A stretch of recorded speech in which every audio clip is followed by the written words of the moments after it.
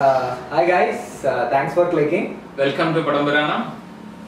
ഒരു പ്രത്യേക അറിയിപ്പുണ്ട്. പടംപുരാണം ടീമിന്റെ മനു ഈ പരിസര പ്രദേശങ്ങളിലാണ് ഉണ്ടെങ്കിൽ എത്രയും പെട്ടെന്ന് ക്യാമറ പോയിന്റുമായി ഒന്ന് ബന്ധപ്പെടുക.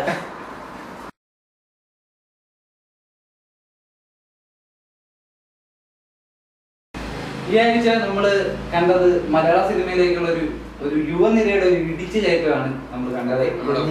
നമ്മുടെ സ്വന്തം ഗോദ കുഞ്ഞിരാമന് ശേഷം ബേസിൽ ജോസഫ് സംവിധാനം ചെയ്യുന്ന ടൊവിനോ തോമസ് നായകരായിട്ട് വരുന്ന ചിത്രം ഗോദ വളരെ നല്ലൊരു ചിത്രമായിരുന്നു ഞങ്ങളുടെ അഭിപ്രായം.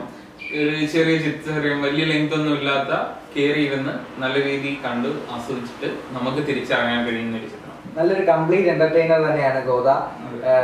ഒരുപാട് നല്ല നല്ല നിമിഷങ്ങൾ സിനിമയിലുണ്ട്. കോമഡി ആകട്ടെ, ആൾക്കാരുടെ അഭിനയമാകട്ടെ, എല്ലാ തരത്തിലും ഒരു നല്ലൊരു മൂവിയാണ്.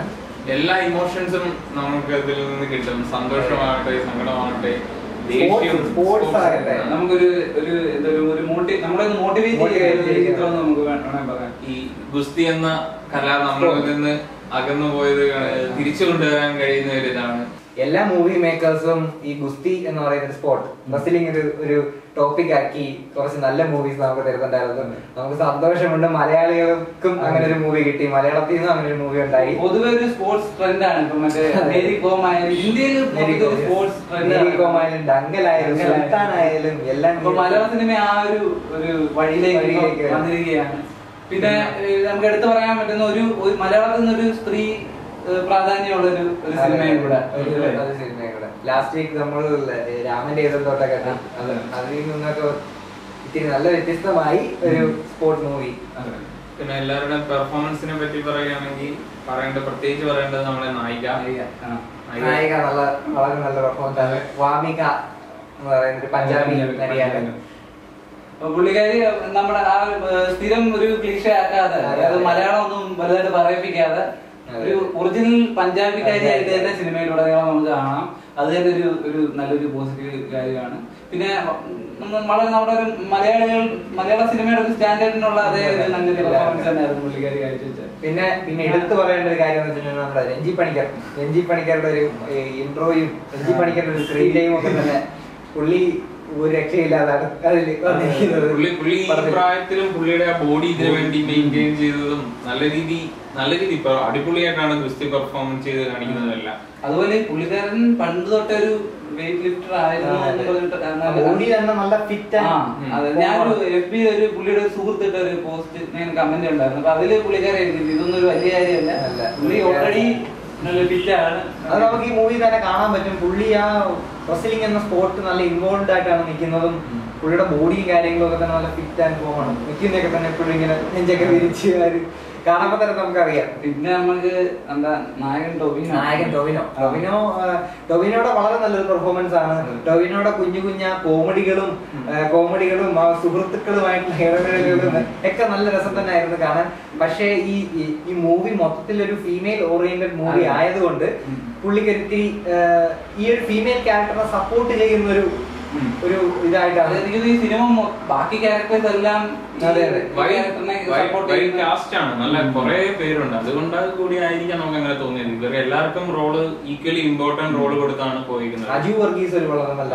അതുപോലെ ടൊവിനെ നമ്മള് സമ്മതിക്കേണ്ട കാര്യം എന്ന് പറഞ്ഞു കഴിഞ്ഞാൽ പുള്ളി ഇപ്പൊ നല്ല ഉയർന്നു നിന്നിട്ടും ഇപ്പൊ ഈ ഗപ്പി ആയാലും ഇതായാലും അങ്ങനെ ഒരു മുഴുവനുള്ള റോൾ അല്ലെങ്കിലും പുള്ളിക്കാരൻ അത് അക്സെപ്റ്റ് ചെയ്ത് ചെയ്യുന്നുള്ള എന്നാലും ആ ഒരു നമ്മുടെ സ്വന്തം ഷാൻ റഹ്മാനാണ് ഇതിന് മ്യൂസിക് ചെയ്തേക്കുന്നത്. പുള്ളി അതിഗംഭീരമായിട്ട് തന്നെ ചെയ്തേക്കുന്നു. അടിപൊളി BGMകൾ,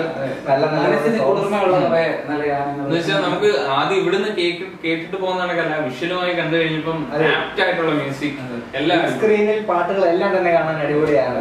എല്ലാം നല്ല കറക്റ്റ് സോങ്സ് ആൻഡ് BGMs ആണ്.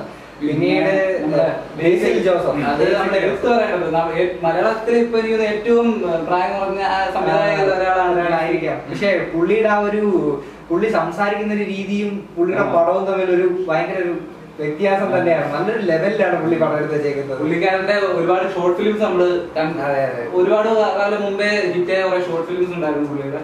ആ ഒരു ഷോർട്ട് ഫിലിമിൽ നിന്ന് മൂവിയിലോട്ട് വരുമ്പോൾ ഉണ്ടാകേണ്ട ഒരു മാറ്റം പുള്ളിക്കാരൻ നന്നായിട്ട് കുഞ്ഞിരാമായണത്തിൽ കണ്ടാണ് പുള്ളിയുടെ സിനിമയിലെ കുഞ്ഞു കുഞ്ഞു ജോക്കുകളും അങ്ങനെയുള്ള കുറെ കുഞ്ഞു കുഞ്ഞു ഡയലോഗ്സും ജോക്കുകളും ഒക്കെ ഈ സിനിമയിലുണ്ട്. നിങ്ങൾ പ്രത്യേകം ശ്രദ്ധിക്കേണ്ടതാണ് നല്ല സൗണ്ട് ക്വാളിറ്റി ഉള്ള തിയേറ്ററിൽ പോയി കാണുക. ചെറിയ ചെറിയ ഡയലോഗുകളുണ്ട്, ബാക്ക്ഗ്രൗണ്ടിൽ കുഞ്ഞു കുഞ്ഞു ഡയലോഗുകൾ പറഞ്ഞു പോകുന്നത് നല്ല ഫൺ എലമെന്റ് ആണ്. അത് നിങ്ങൾ മിസ് ചെയ്യും. ഞങ്ങൾ കുറച്ച് മിസ് ചെയ്തായിരുന്നു ഇടയ്ക്ക്. ഞങ്ങളുടെ തിയേറ്ററിലെ സൗണ്ട് സിസ്റ്റം അത്ര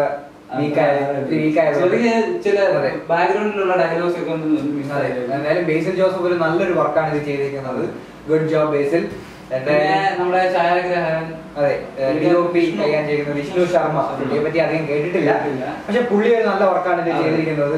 നല്ല അടിപൊളി DOPയും കാര്യങ്ങളൊക്കെ തന്നെയാണ്. എന്തായാലും എല്ലാരും പോയി കണ്ട് വിലയിരുത്തുക. അതെ, എല്ലാ ഫാമിലീസിനും എല്ലാം എൻജോയ് ചെയ്യാൻ പറ്റുന്ന മൂവിയാണ്. ഫാമിലി എലമെന്റ് ഉണ്ട് പടത്തിൽ, നല്ലൊരു ഫാമിലി എലമെന്റ് ഉണ്ട്. നിങ്ങൾക്ക് കോമഡി ഉണ്ട്. അജു വർഗീസ് നല്ലൊരു കോമഡി സംഭവം.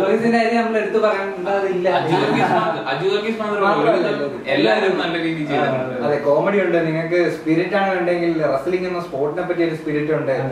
എല്ലാം കൊണ്ട് നല്ലോണം എൻജോയ് ചെയ്യാൻ പറ്റുന്ന ഒരു കംപ്ലീറ്റ് എന്റർടൈനർ ആണ് മൂവി. എന്തായാലും എല്ലാവരും പോയി മൂവി കാണുക.